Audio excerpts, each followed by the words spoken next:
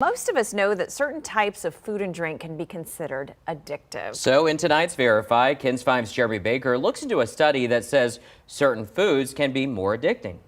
We are talking about ultra-processed foods like ice cream and potato chips, foods that are high in sugar and carbohydrates, which leads us to tonight's claim. Are ultra-processed foods as addictive as drugs such as cocaine? Our sources for this Verify are Ron Gorley, the CEO and founder of Trendtech Bio, and Ashley Gerhardt, a professor of psychology at the University of Michigan.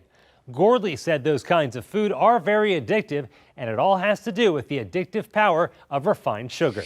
The addictive side of that is that these high caloric, high sugar concentration foods that trigger in the brain dopamine.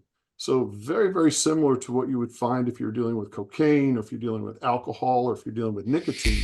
Gerhardt, the lead researcher on a study at the University of Michigan, along with other colleagues, analyzed 281 studies from 36 countries and found about 13% of people were addicted to ultra-processed foods as defined by the Yale Food Addiction Scale.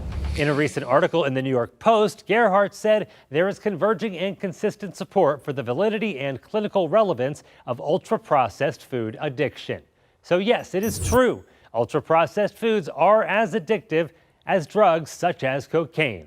Gerhardt also said by acknowledging that certain types of processed foods have the properties of addictive substances, we may be able to help improve global health. For the Verified team, Jeremy Baker, KENS